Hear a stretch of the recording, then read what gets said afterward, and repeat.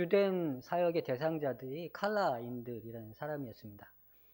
농장 지역에서 사역을 하는데 농장 지역 대부분의 사람들이 칼라인들인데 칼라인들은 백인도 아니고 흑인도 아니고 백인과 흑인 사이에 결혼해서 태어난 자녀들도 있고 노예로 끌려와서 거기에 정착한 사람들도 있고 그리고 여러분 아시는 것처럼 부시맨이라고 원래 부시맨들이 꼬이산 이렇게 부르는 사람들인데 그 사람들이 원래 본거지가 그 남아공 케이프타운 그 부근이었어요.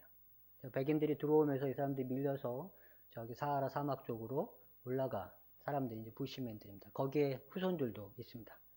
제가 그 칼라인들을 위한 사역을 했었는데 그 사람들 안에 특별히 청소년기가 되면 이렇게 특별한 어떤 관습, 풍습 같은 게 있습니다. 이게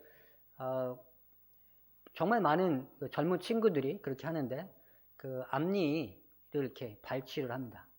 발치를 해서 이렇게 송곳니만 2개 이렇게 딱 있는 그걸 이제 하나의 어떤 문화 그 트렌드로 자리가 잡혀져 있어서 그걸 패션 갭이라고 이야기하기도 합니다. 제가 사진을 하나 준비했는데 좀 잠깐 보시면 저렇게 그래서 유럽에는 드라큘라가 있고 아프리카에는 패션 갭이 있다. 이렇게 제가 지금 저거랑 비슷한 상황이어서 칼라인과 함께 하나가 되는 어떤 그런 경험을 좀 하고 있습니다. 그래서 발음이 조금 세고 좀 엉성한데 좀 이해를 해주시라고 특별한 사진을 더 험한 사진도 있는데 제가 조금 예쁜 사진을 보여드렸습니다. 하나님이 아브라함을 부르셔서 약속을 하시고 언약을 맺으시는데 총 7번을 하십니다. 그 하나님의 약속과 그 언약을 이제 요약해 보면 이렇게 됩니다. 창세기 12장부터 말씀하신 하나님 아브라함을 부르시고 그리고 언약을 맺으시면서 이렇게 말씀하세요. 창세기 12장 1절부터 3절까지 말씀을 보면 이렇게 되어져 있습니다. 여호와께서 아브라함에게 이르시되 너는 너의 고향과 친척과 아버지의 집을 떠나 내가 내게 보여줄 땅으로 가라. 2절에 보면 내가 너로 큰 민족을 이루고 내게 복을 주어 내 이름을 창대하게 하리니 너는 무엇이 될지라? 복이 될지라. 3절 말씀을 보니까 너를 축복하는 자에게 내가 복을 내리고 너를 저주하는 자에게는 내가 저주하리니 땅의 모든 족속은 온 열방을 나라를 얘기하는 거죠. 온 세계를 얘기하는 것입니다. 땅의 모든 족속이 너로 말미암아 무엇을 얻으리라? 복을 얻으리라. 이게 하나님이 아브라함과의 약속이셨고 언약이셨어요. 너는 복이 될지라 복의 근원이 될 것이다 라고 이야기하고 있고 또 땅의 모든 족속이 너로 말미암아 온 열방이 너로 말미암아 복을 얻을 것이다 라고 이야기하고 있습니다. 사실 이 말씀은 어떤 이중적 구조를 가지고 있습니다. 첫 번째 구조는 하나님이 정말 아브라함을 통해서 그 땅 가나안 땅을 축복하겠다고 말씀하신 것이고 아브라함의 자손들을 통해서 그 땅 안에 참 하나님이 누구인지 나타내시겠다라고 이야기하는 것이 있어요. 또 다른 하나의 어떤 의미는 하나님이 아브라함을 통해서 이 땅에 구원자이신 예수 그리스도를 보낼 것이고 또 그 예수님이 어디서 사역을 하냐? 그 가나안 땅에서 사역할 것에 대한 이야기를 또 암시하고 있습니다. 땅의 모든 족속이 복을 얻는 이 하나님의 놀라운 계획은 아브라함을 통해서 또 이루시려고 하셨는데 그 아브라함이 믿음이 없었는지 하나님은 6번을 더 만나 계속해서 반복해서 약속을 확인하고 또 확인해 주고 있습니다. 모든 민족이 복을 받는 하나님의 계획, 그 하나님의 놀라운 계획은 누구를 통해서? 아브라함의 자손을 통해서 가나안 땅에서 이루어질 것입니다. 12장 7절에 하나님 아브라함에게 또 나타나셔서 말씀하세요. 여호와께서 아브라함에게 나타나 이르시되 내가 이 땅을, 이 가나안 땅을 너의 땅이 아닌 이 땅을, 너가 지금은 나그네로 있는 이 땅을 내 자손에게 주리라. 13장 15절에서 18절 말씀을 보면 이렇게 얘기하고 있습니다. 보이는 땅을 내가 너와 내 자손에게 주리니 영원히 이르리라. 이 말씀이 있는 그 전 상황을 보면 이래요. 아브라함과 롯이 함께 거주하고 있었는데 그 땅이 좁았어요. 재산이 많은 거죠. 그래서 아브라함이 롯에게 기회를 먼저 줍니다. 네가 더 좋은 곳을 선택해라. 자기는 더 나쁜 곳을 선택한 거죠. 그 상황 안에서 하나님이 말씀하시는 거예요. 네가 더 나쁜 것을 선택했지만 그러나 이 땅을 내가 너 자손에게 영원히 주리라 라고 얘기하는 거죠. 16절 보면 내가 내 자손이 땅의 티끌 같게 하리니 사람이 땅의 티끌을 능히 셀 수 있을진데 내 자손도 세리라. 이 얘기는 누군가 땅의 티끌을 셀 수 있는 사람이 나와봐라. 그렇다면 그 사람이 너희 자손을 셀 것이다. 너희 자손이 정말 많이 많아질 것이다 라고 말씀하는 거죠. 17절에 너는 일어나 이 땅을 종으로 그리고 횡으로 좌로 우로 남으로 북으로 서쪽으로 동쪽으로 두루 다녀보라. 내가 그것을 내게 주리라. 이 언약을 맺으시는 사건을 통해서 우리는 두 가지를 꼭 기억해야 합니다. 첫 번째가 모든 민족이 복을 받을 것이라는 거예요. 이것이 하나님이 아브라함을 향한 계획이셨고 이것이 하나님이 아브라함의 자손인 이스라엘을 통한 하나님의 계획이셨어요. 하나님은 아브라함을 통해서 온 열방을 복받게 하는 것, 하나님은 아브라함의 자손을 통해서 온 민족이 복을 얻는 것, 이것이 하나님의 계획이었어요. 복은 무엇일까요? 예수님이 우리에게 구원을 주시고 예수님 안에서 살아가는 우리에게 하나님은 풍성한 삶을 주시겠다고 약속하셨어요. 풍성한 삶은 무엇일까요? 복은 물질의 많음이 아니에요. 복은 마음의 평안함도 아닙니다. 복은 모든 일이 순조롭게 그냥 진행되어지고 풀리는 것이 아니에요. 복은 내가 원하는 대로 이루어지는 것이 아닙니다. 복은 하나님이 역사하는 현장에 나도 있는 것입니다. 하나님이 일하시는 것을 보는 것이에요. 내가 하나님과 동행하는 것이 바로 복인 것입니다. 하나님은 이스라엘에게 그리고 아브라함에게 그 복이 무엇인지 온 열방에 가르치시겠다고 말씀하시는 거예요. 두 번째, 하나님은 역사의 주인이십니다. 하나님 모든 역사를 주무르고 계시고 그 역사를 이끌어 가시는 분이세요. 하나님은 계획하시고 그 계획을 이루시는 분이세요. 15장, 창세기 15장을 좀 보겠습니다. 창세기 15장에 보면 또다시 하나님이 아브라함과 언약을 맺으시는 장면이 나와요. 근데 이 말씀은 조금 그 전에 있었던 말씀과 조금 다른, 결이 다른 이야기를 하고 있습니다. 15장 13절에서 16절 말씀을 함께 찾아보도록 하겠습니다. 같이 교독하도록 하겠습니다. 창세기 15장 13절부터 16절 말씀입니다. 제가 먼저 읽겠습니다. 여호와께서 아브라함에게 이르시되 너는 반드시 알라. 내 자손이 이 땅에서 이방에서 객이 되어 그들을 섬기겠고 그들은 400년 동안 내 자손을 괴롭히리니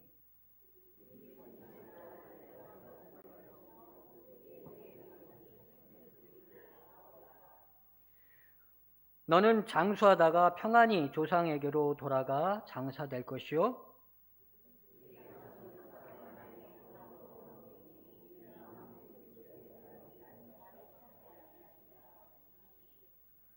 이 말씀 안에서 하나님이 열방을 심판하시는 역사의 주인임을 나타내고 계십니다.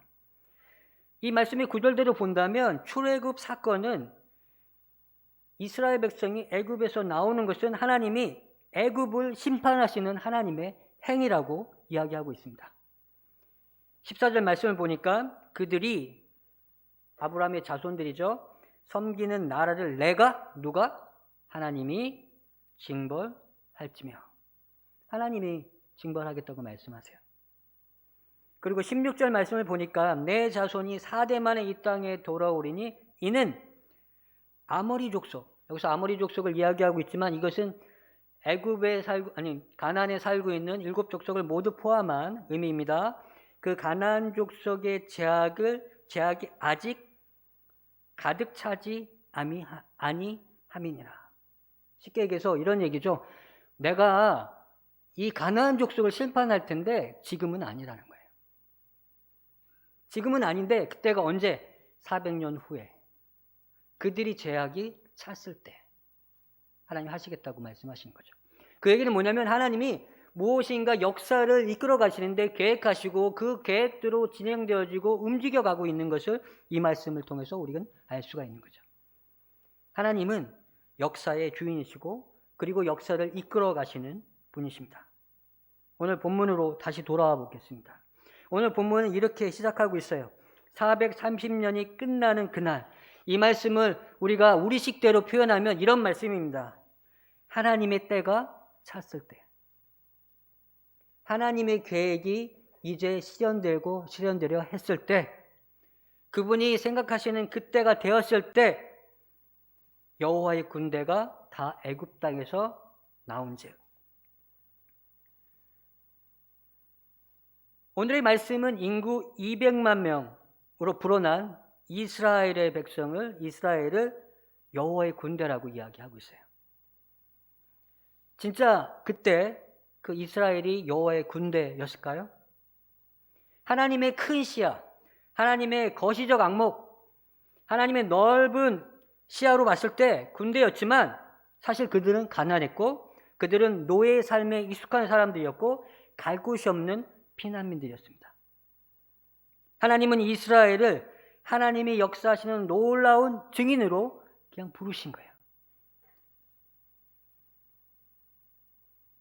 가치가 없는 이스라엘 백성을 하나님이 자신이 어떤 하나님인지 온 열방에게 나타낼 증인으로 부르신 거예요. 하나님이 이스라엘을 애굽에서 끌어낼 때 이스라엘 백성이 한 것이 있습니까? 여러분 너무 잘 아시죠? 아무것도 한 것이 없어요. 하나님이 다 하셨어요. 하나님이 이스라엘 백성에게 내가 참 하나님이다. 내가 애굽의 신들을 심판하는 참 하나님이다라는 것을 보여주셨어요. 이스라엘 백성은 단지 그분이 행하시는 일, 하나님이 하실 일의 증인에 불과했습니다. 그 이스라엘 향해서 하나님은 여호와의 군대라고 말씀하시는 거예요. 아직은 미약하지만, 아직은 치료할 것이 많은 존재들이지만, 아직은 새로운 세계관이 필요해, 새로운 세계관으로 바뀌어야 될 사람들이지만 하나님의 눈에는 여호와의 군대였습니다. 오늘 제가 방금 이 출애굽에서 얘기했던 이 이스라엘과 아주 비슷한 사람들이 있어요. 저는 오늘 그들에 대한 이야기를 여러분과 함께 나누려고 해요. 바로 그들이 아프리카입니다. 오늘 제가 나누는 이야기는 앞으로 다가올 이야기에 대한, 미래에 대한 이야기입니다. 제가 두 가지 기억해야 될 것 말씀드렸죠.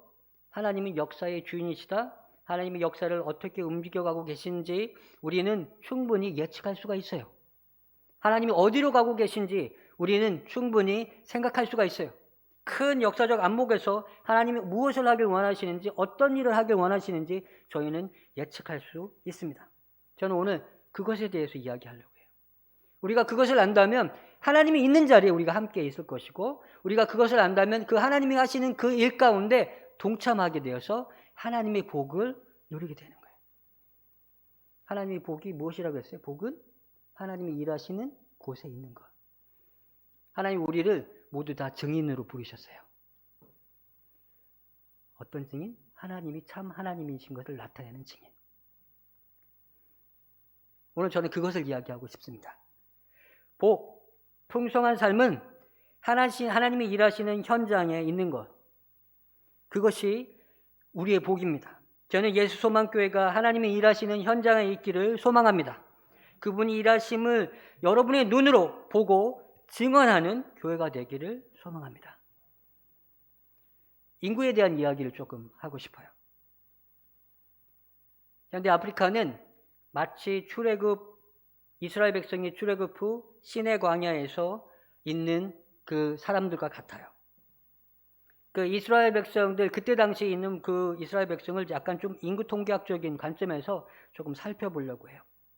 일단 이스라엘 백성이 430년 전 그 애굽 땅에 들어갈 때 70명이 들어갔다고 성경은 기록하고 있습니다. 그리고 그 위에 나왔을 때 저희가 추산하는 인원을 200만이라고 추산을 해요. 200만을 추산하는 이유는 장정이 60만이라고 얘기를 하기 때문에 그래요. 장정이 60만이라는 건 남자가 60만이죠. 그렇다면 여성이 한 60만 정도 될 테고, 그리고 어린아이들이 한 40만 정도 될 거라고 추산을 해요. 그 정도 성인 인구가 있었을 경우 어린아이 인구들이 한 40만 정도 된다고 하기 때문에 한 200만으로 이제 추산을 합니다. 70명이 430년 후에 200만이 되기 위해서는 어떤 분이 조사를 이렇게 인구학자가 연구를 했는데 연평균 인구 성장률이 2.4%여야 된다고 하네요. 2.4%. 이걸 좀 기억해 주세요. 매년 인구 성장률이 2.4%. 두 번째는 그 이스라엘 백성들의 그 인구 분포들을 보면 굉장히 젊은 인구 분포였을 거라고 예상이 됩니다. 이걸 저희들이 이 젊은 인구 분포냐 아니면 노령층이냐 이렇게 우리가 구분하기 위해서 어떤 말을 많이 쓰냐면 중위 연령, 중간 연령 이런 단어들을 많이 써서 이야기를 합니다. 이 중위 연령이 굉장히 젊었을 거라고 생각이 들어요. 그러니까 이스라엘 백성들이 나와서 그 민수기에 계수하기 시작하지 않습니까? 사람이 몇 사람인지 계수해요. 첫 번째 조사된 쓸 때 60만이 이제 조사가 되었어요.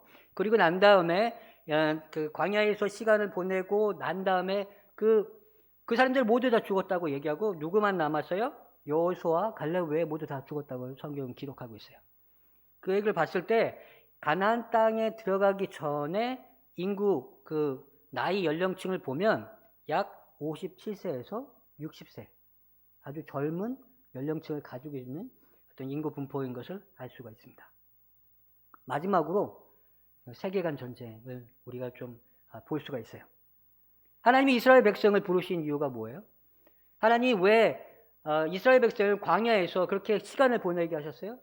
하나님이 이스라엘 백성의 광야에 그런 시간을 보내게 하신 것은 이스라엘 백성들이 가지고 있었던 애굽 생활에서 가지고 있었던 애굽에서 살아갔던 그 삶의 모든 습관들을 하나님의 방식, 하나님의 세계관, 하나님의 가치관으로 바꿔놓는 시간을 갖게 하신 것이죠. 애굽 땅에 들어가기 전에 하나님은 이스라엘 백성에게 전혀 새로운 하나님의 세계관, 하나님의 사고를 가지고 애굽 땅에 들어가기를 소망하셨던 거예요. 그래서 이스라엘 백성은 하나님의 사고를 가지고 하나님의 세계관을 가지고 가나안 땅에 들어갔습니다. 가나안 땅에 있었던 세속적인 세계관과 그리고 이스라엘 백성들이 가지고 있었던 하나님 중심의 세계관은 부딪힐 수밖에 없었어요. 그것이 가나안 전쟁으로 나타나는 겁니다. 하나님은 그 땅에 있는 사람들과 결혼하지 말라, 때로는 멸절해라 이런 단어를 사용하세요. 왜? 그들의 세계관을 받아들이지 마라. 이제 너희는 새로운 하나님 중심의 세계관과 가치관으로 살아갈 존재이다 라고 이야기하고 있는 것이죠. 하나님 그것을 통해서 그 땅 안에 참 하나님이 누구인지를 나타내길 원하셨던 거예요. 너희를 통하여서 내가 역사하는 그 현장 안에 너희가 증인으로서 하나님이 이 열방의 참 하나님 것을 나타내라.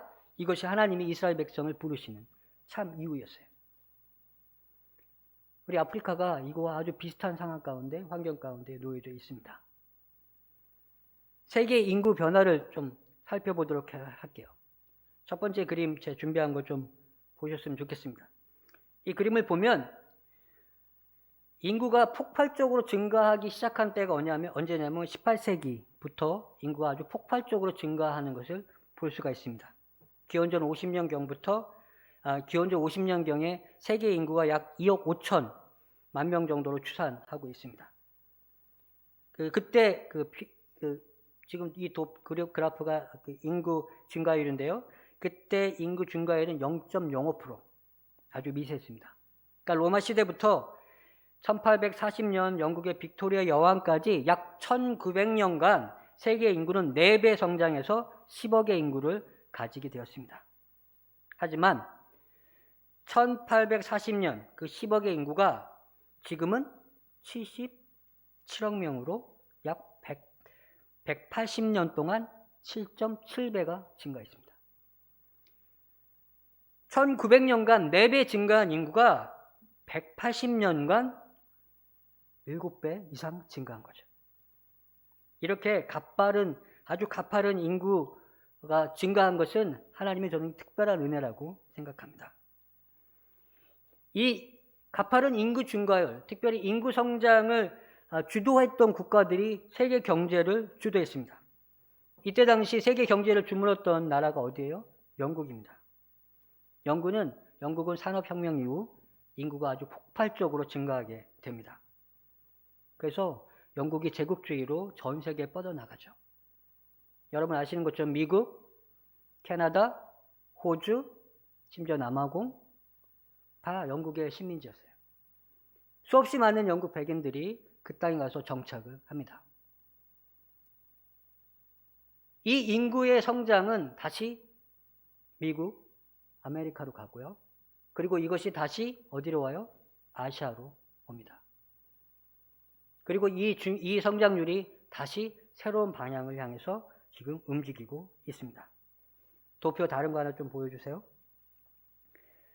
이 도표를 보면 지금 현재 2021년 그 인구 성장률을 나타내고 있는 것입니다. 아시아가 0.83%, 아프리카 2.45%, 유럽이 0.01%. 이게 대륙별 지금 인구 성장률을 나타내고 있는 것인데 1950년 유럽 인구는 사하라 이남, 그러니까 북부 아프리카를 제외한 사하라 이남의 아프리카 인구의 2배에서 3배 정도 많았습니다. 하지만 2100년에 이르면 아프리카 인구가 유럽 인구의 6배에서 7배로 많아질 것으로 예상하고 있습니다. 150년 전 일본의 인구는 나이지리아 인구의 2배였는데 현재 나이지리아 인구가 일본의 2배입니다. 현재 아프리카 인구는 전 세계 인구 비율 안에 17.44%이지만 앞으로 80년 후에는 전 세계 인구의 45%가 될 것으로 예상하고 있습니다. 전 세계 인구의 절반이 아프리카인이 된다는 얘기예요. 중위 연령에 대해서, 젊은 아프리카에 대해서 좀 보여드리고 싶어요. 도표 하나 보여주세요.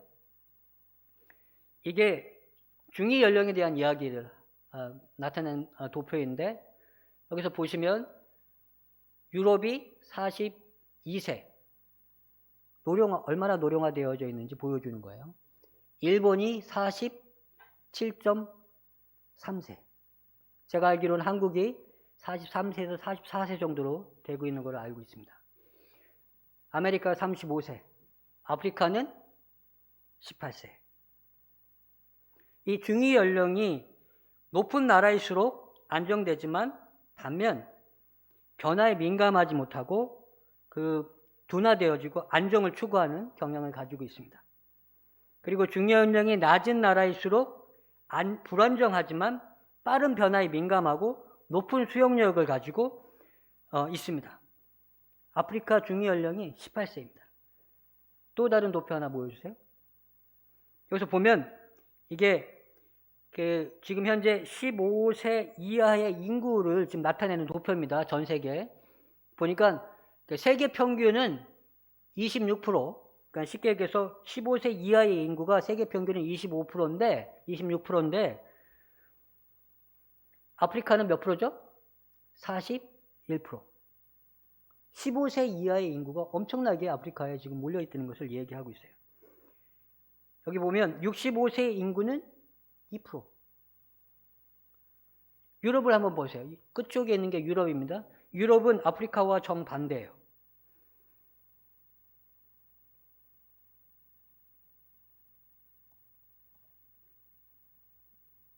(15세) 이하의 인구 몇 프로?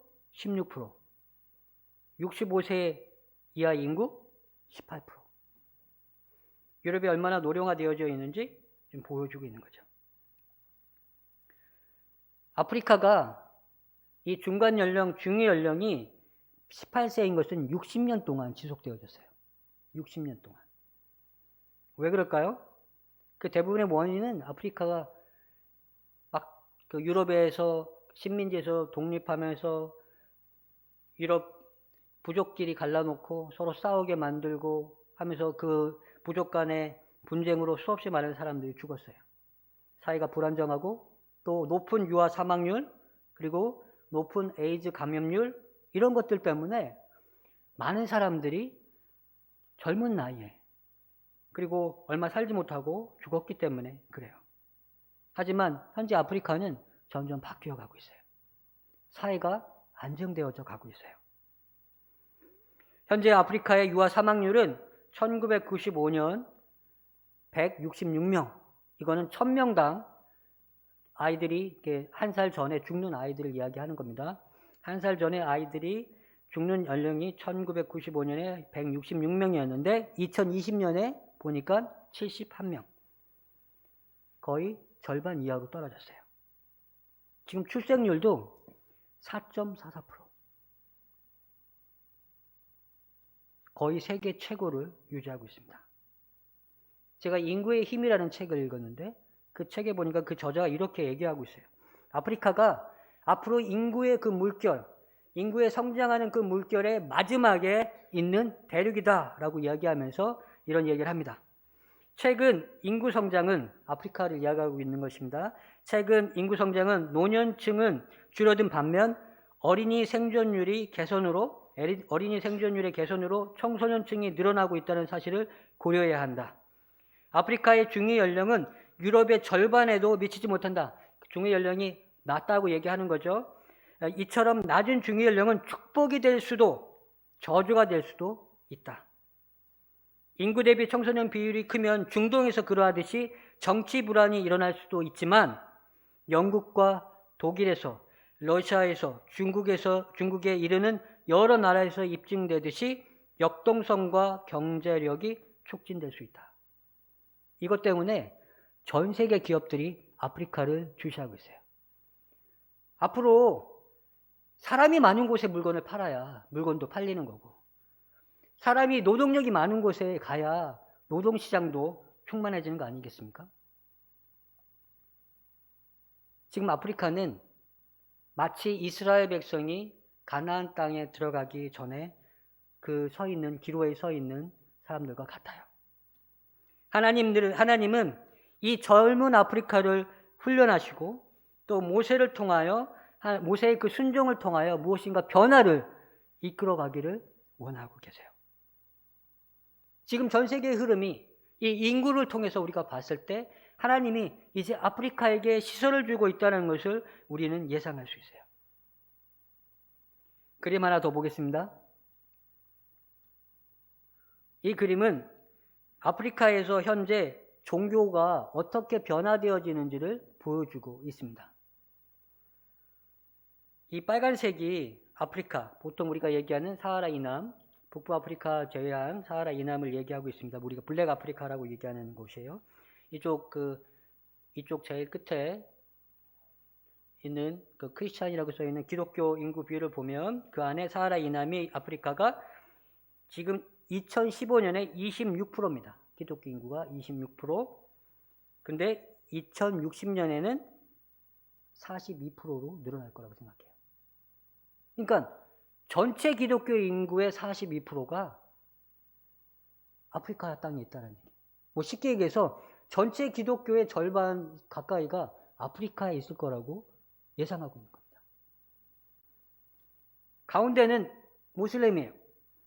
이 모슬렘을 보면 그 중간에 있는 노란색은 그 중동과 북부 아프리카를 이야기합니다. 모슬렘권을 얘기하고 있어요. 그 모슬렘권에서 그 모슬렘 성장을 어떻게 보냐면 20%에서 20%, 성장이 거의 없을 거라고 얘기를 하고 있습니다. 그러나 빨간색을 한번 봐보세요. 그 빨간색을 보면 16%에서 27%로 늘어날 거라고 얘기를 하고 있어요. 그러니까 유일하게 종교가 성장할 수 있는 장소가 어디냐면 아프리카라고 이야기하고 있는 거예요.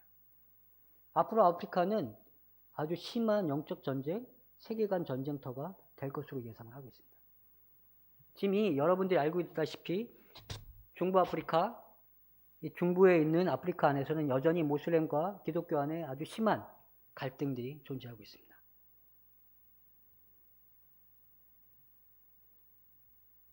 이게 아프리카에 놓여져 있는 상황이에요.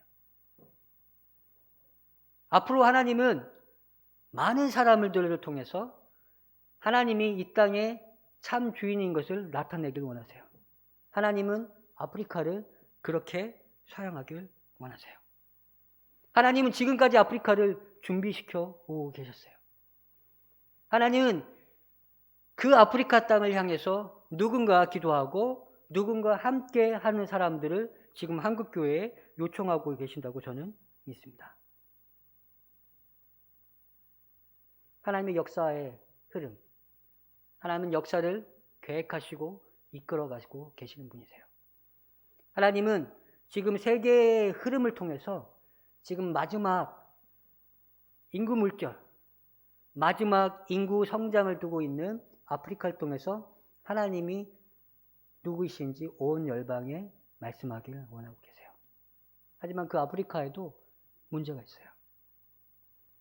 제가 말씀드렸던 기독교 인구 26%, 전체 인구 26%, 그리고 앞으로 42%가 될 거라고 예상했던 그 많은 사람들이 사실은 기독교 혼합주의에 빠져 있고 여전히 조상신에게 자신의 삶 안에 조상신의 도움이 없이 삶을 살아갈 수 없다고 믿고 있고 하나님을 예배하는 것과 조상신을 함께 섬기는 것은 필요하다고 생각하는 사람들이 대부분이에요. 그들의 세계관을 바꿔놓지 않는다면 모세가 이스라엘 백성들에게 하나님 말씀으로 그들을 양육하는 어떤 그 선지자로 세움을 받았던 것처럼 이제는 한국교회가 아프리카 안에 새로운 세계관, 새로운 가치관으로 거듭날 수 있는 도움의 역할들을 해야 될 시기가 되었다는 것이죠. 하나님은 그 일들에 우리를 부르시고 있다고 저는 믿습니다. 하나님이 우리와 함께하길 원하세요. 하나님은 분명히 아프리카에서 놀라운 일을 행하실 거고 하나님이 어떤 분이신지 나타내실 것입니다. 저는 우리 예수소망교회가 함께 그 일에 동참했으면 하는 마음이 있어요. 그 일에 함께 들어가서 함께 하나님이 행하신 놀라운 일에 증인이 되고 하나님이 어떤 일을 행하셨는지 그 작은 일, 그 작은 현장 안에서 증거하는 사람들이 우리 예수소망교회에서 많이 나타났으면 좋겠습니다. 성령 충만한 사람의 삶은 어떤 삶일까요? 사도행전 2장 16절부터 18절의 말씀을 보면 너무 잘 나타나 있습니다. 말씀에 이렇게 되어 있습니다. 이는 곧 선지자 요엘을 통하여 말씀하신 것이니 일렀으되 하나님이 말씀하시기를 말세에 내가 내 영을 모든 육체에게 부어주리니 너희의 자녀들은 예언할 것이요 너희의 젊은이들은 환상을 보고 너희 늙은이들은 꿈을 꾸리라. 그때 내가 내 영을 내 남종과 여종에게 부어주리니 그들은 예언할 것이요. 무엇을 얘기하고 있는 거죠? 예언할 것이다, 환상을 볼 것이다, 꿈을 꿀 것이다, 미래를 본다는 얘기예요. 하늘을 본다는 얘기예요. 하나님의 계획을 함께 본다는 얘기예요.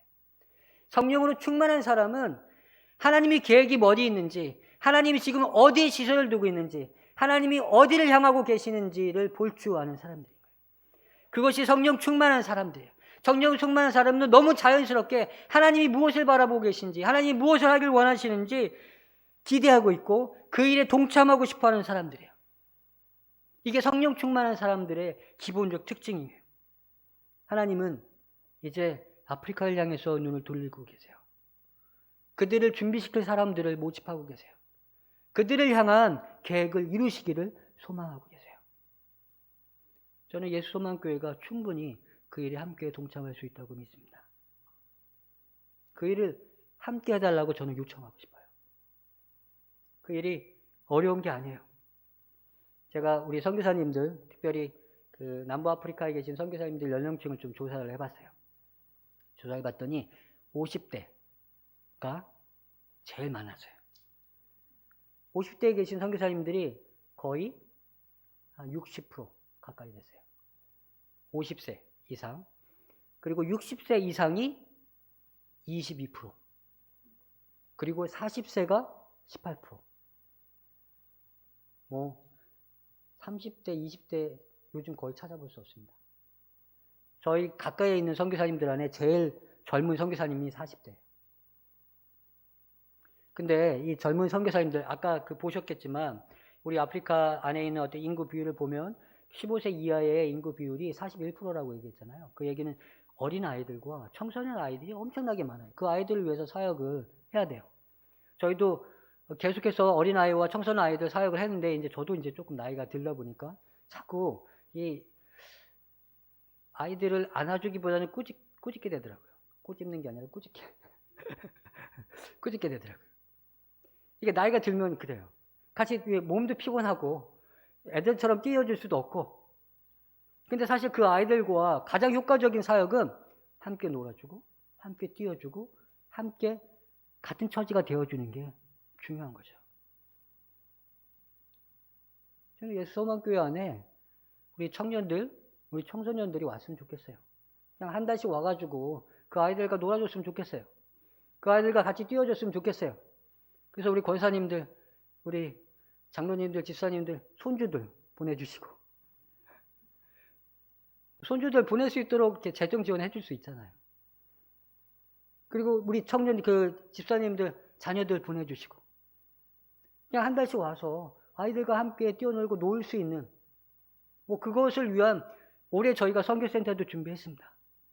걱정하지 마시고 아이들 거주할 공간 충분히 마련되어 있으니까 함께 아이들 보내주셔서 함께 하나님이 그 땅에 무슨 일을 하고 있는지 좀 증인이 되는 우리 아이들이 하나님이 역사하시는 현장 안에 그것을 보는 그 복을 누리는 그 기회들을 우리 교회가 예수소망교회가 제공해 줬으면 좋겠어요. 아프리카 멀어요. 다들 멀어서 못 오시겠다고. 우리 원로 목사님 제가 몇 번씩 목사님 꼭 한번 오셔야죠. 항상 하시는 말씀이 멀어서 못 가겠다고. 예, 알아요. 멀어요. 근데 하나님의 시선은 아프리카를 향하고 있어요. 그렇다면 우리도 이제 아프리카에 시선을 둬야 되지 않겠습니까? 하나님이 아프리카를 만약에 세우신다면 마치 아프리카가 진짜 이스라엘 백성들처럼 준비되어서 세상에 나아갈 때 그들을 통해서 얼마나 많은 백성들이 얼마나 온 열방이 하나님이 참 하나님인 것을 알게 되겠죠. 우리는 작은 일에 우리가 있는 상황에 제가 가지고 있는 조그만 사역지 안에 우리 예수소망교회 청소년 아이들, 청년 아이들, 우리 목사님, 장로님 얼마든지 오셔도 됩니다. 멀어서 내가 막 오시라고 광고는 못 해드리지만 얼마든지 아이들 보내주셔서 그 땅에 있는 젊은 아이들, 어린 아이들을 섬길 수 있도록 기회를 주셨으면 좋겠습니다. 그게 하나님의 마음이에요. 그 하나님의 마음에 우리 모든 교회가 함께 동참했으면 좋겠어요. 거기에 하나님의 부르심이 있다고 저는 확신하고 있습니다. 우리의 시선을 우리 하나님께 돌립시다. 하나님이 어디를 향해서 보고 있는지 바라봅시다. 얼마 전에 어저께인가 제가 어느 집사님 한 분 뵀습니다. 그 집사님이 저랑 15년 전에 아프리카에서 만난 분이세요. 어느 교회에서 선교 그 팀으로 오셨는데 저랑 방을 같이 썼는데 이분이 열이 엄청 많으신 분이셔가지고 같이 방을 썼는데 막 에어컨을 막 계속 틀어서 에어컨을 본인한테 이렇게 막 저는 또 너무 추우면 또 안 되니까 그분이 막 떨어져서 또 이분이 또 열이 많으신 분인데 또 코도 엄청 고셨는데 막 시끄러워가지고 잠도 제대로 못 자고 막 힘들었어요. 근데 그렇게 인연이 돼가지고 15년째 지금 한국에 올 때마다 만나요. 근데 그분이 어저께 만나서 이렇게 말씀하시는데 그런 얘기를 하시더라고요. 자기 딸이 고3인데 내년에 선교사 되겠다고 신학교 간다고. 솔직하게 말씀하시더라고. 걱정 반, 기대 반.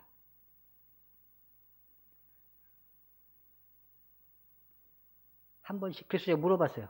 아니 어떻게 그 아이가 그렇게 요즘 젊은 친구들 신학교도 안 간다고 그러고 사역하는 것도 싫어하고 그런데 어떻게 선교사 되겠다고 했냐고 물어봤더니 그 아이가 중학교 2학년 때 선교지 한번 갔었대요. 그리고 그때 하나님이 그 아이에게 말씀하신 게 있었다고. 제가 이 말씀을 드리는 것은 우리 자녀들이 모두 다 선교사 돼야 된다고 얘기하는 게 아니에요. 그 아이가 열방을 품는 꿈을 갖는 시간을 그때 가졌다는 거예요. 하나님의 마음이 어디 있는지, 하나님이 지금 어떤 일을 하고 계신지 그 아이가 증인이 되었던 경험이 있는 거예요. 저는 우리 예수만 교회 안에 많은 아이들이 그런 꿈과 그런 비전을 가지고 하나님처럼 위를 바라보는, 성령 충만한 사람처럼 위를 바라보는 아이들로 자랐으면 좋겠습니다. 새로운 세대가 일어나기를 소망하며 매일 기도하고 계시죠? 기도할 때마다 새로운 세대가 나타나기를 기도하고 계세요. 그게 그냥 이루어지는 것이 아닙니다. 그 아이들에게 꿈이 주어졌을 때, 그 아이들이 하나님이 역사하시는 현장에 동참했을 때, 하나님이 일하시는 것을 봤을 때 그 아이들이 그런 꿈을 가질 수 있어요. 저는 그것이 가장 좋은 장소가 선교지라고 생각합니다. 선교지를 보내주세요. 제가 잘 안전하게 함께 사역하다가 돌려보내겠습니다. 우리 예수사랑교회가 꼭 그 일을 추진하시고 또 함께 기도했으면 좋겠습니다. 함께 기도하겠습니다.